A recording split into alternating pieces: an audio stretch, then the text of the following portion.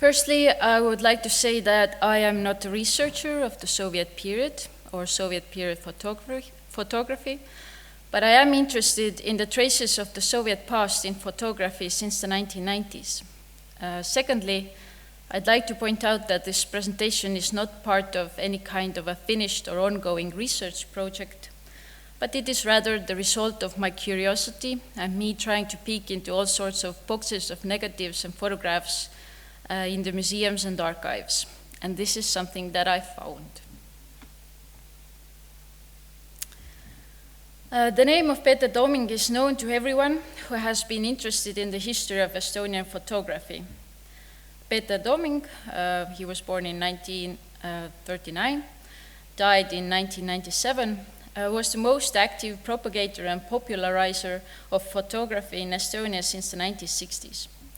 Most of the history and theory of the Soviet period photography was and still is mediated through him, which on the one hand gives access to numerous publications, more than 15, and many TV shows on photography edited by him, but on the other hand leaves us with a very singular perspective on the history of photography during the Soviet regime in Estonia.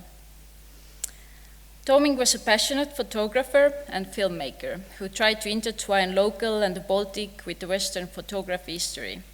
He never aimed for any kind of objective overview, but on the contrary, emphasized his own subjectivity.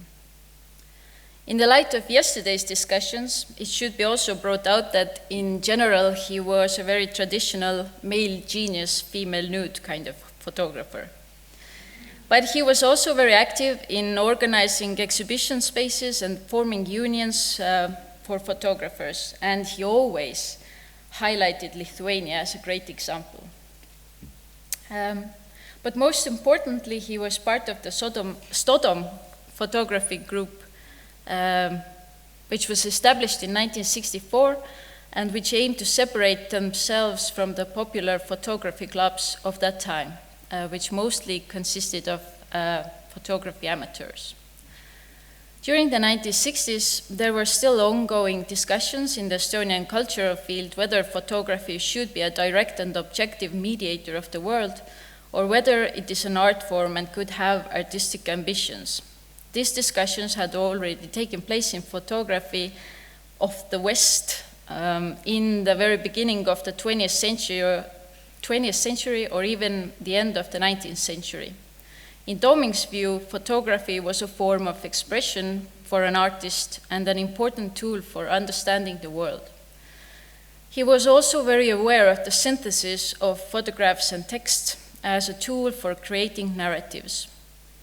As it is well known, in Estonia, photography finally claimed its place as an equally recognized medium of art only in the beginning of the 1990s and kept its throne for quite a while. I don't know if still. But Stodom's participation in the exhibition Painting Graphics Photo in 1966 was the first time when photography ever got that close to being considered equal to other visual arts, painting, graphics, and sculpture. During the next decades, Tooming became the voice of Estonian photography by writing about it, making TV shows about it, participating in exhibitions, and by photographing in many different genres: architecture, nature, nudes, documentary, etc., and always weaving his photographs into narratives with poetic titles or texts. Tooming never doubted the artistic and poetic potential of photography, and in this presentation, I will focus on one of his most conceptual gestures, on a series of photographs from 1992 that highlight his long obsession with light and the sun. In several of his publications, Tooming started the introduction with referring to Joseph Nicephore Nietzsche's process of heliograph, helios meaning the sun and graphein meaning writing. Paragraphs of text dedicated to the sun can also be found in almost each of his publications. He often describes the complex relationship between a photographer and the sun, the source of light. Here is one example from one of his photography books, 25 photographs, and it says, Sundance.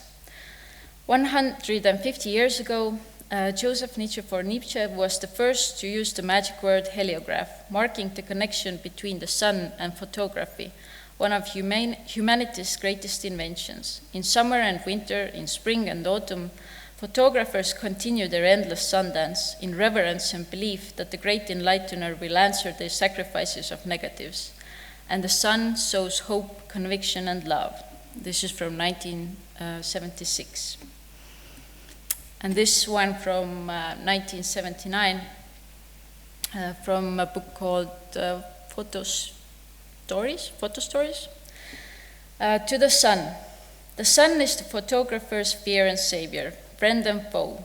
You probably remember that when you took your first picture, you were very careful not to let any sunlight into the lens. You necessarily set your subject under the light. You turned your back to the sun. You were guided by Joseph Nietzsche's magical word heliographer, and indeed, you wrote with sunlight, forgetting to thank the great enlightener for it, and gradually you turned to him again, first taking pictures in the sidelight, then pointing the camera lens directly at the sun. And you were convinced that the sun had forgiven your initial reversal, that it even posed in this mysterious beauty that could only be seen with a camera, and returns you the endless sacrifices of negatives that photographers make every day, every hour. The sun dance continues. As we know, photograms are made without cameras. Different kinds of objects are placed on a light-sensitive paper or other surface and exposed to a light source. The first photograms were made in early 19th century to gain scientific record of natural objects. The use of photograms by Dadaists, Surrealists, or Constructivists, such as Christian Schad, Man Ray, or Laszlo Moholy-Nagy, was already the second wave of the use of photograms, this time seeing artistic value in them. But this kind of experimentations with the form, also solarization, montage, were highly popular in the late Soviet photography. The Soviet regime used photography as part of propaganda and other repressive mechanisms, and the discussions on photography's relation to visual arts, the modernist aesthetics, and the obsession with technical experimentation during the late Soviet period seem as an echo of the history of the photography of the West, and as a reminder of the belatedness that was caused by the Soviet regime. The conditions under which photography as a genre and a medium of art could develop were completely different from the developments of photography in the West, where, for example, we can already see color photography at exhibitions in the 1970s. These conditions meant that a lot of the materials and technology was unavailable and that the content was strictly controlled. These conditions also favored photography as a tool for hegemonic powers and gathering into photo clubs, which were meant for photography amateurs, but which also granted better access to photo technology, cameras, films, etc. Like most of the photographers of the late Soviet period, Tomik did a lot of experimentations with the form, including photograms. Mostly it was, as was already brought out yesterday, appropriation of the form without the content. But in my reading, his obsession with the sun and writing with light culminates with these works from 1992, which are currently at the Photography Museum in the old town of Tallinn, sealed in a black envelope away from the sun. These photograms also carry Tomik's notes on the date and exposure, on the items that were placed on the light-sensitive material, and then exposed to the source of light. For example, this one says that the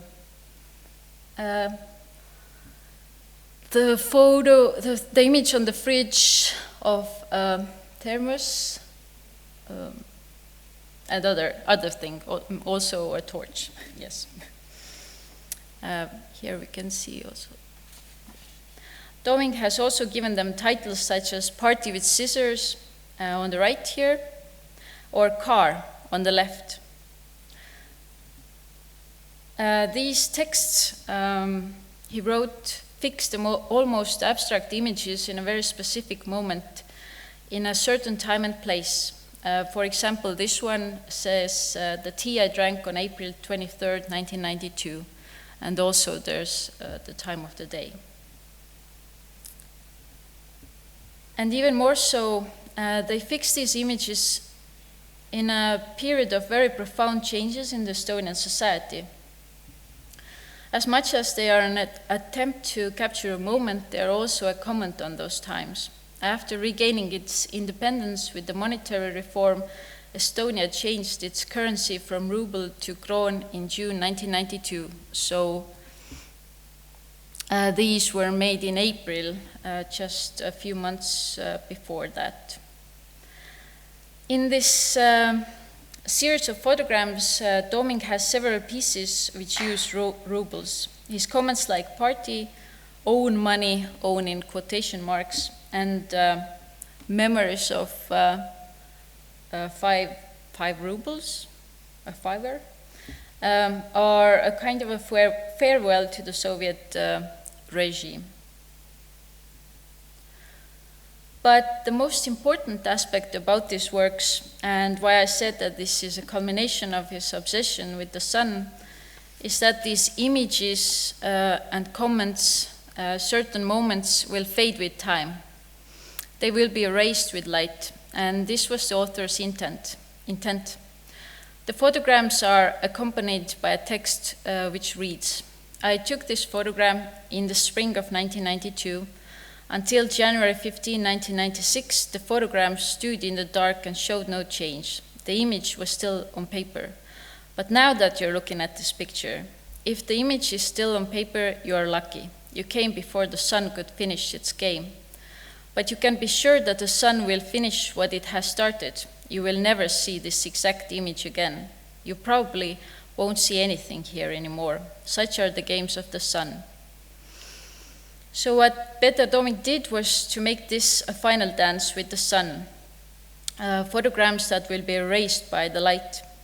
By intentionally doing so, he's putting the museum, whose purpose is to preserve all these historical documents, into a very anxious position. Every exposure is fading the images, yet the museum can't really interfere, as the photographer's aim was that these images that he made will eventually disappear.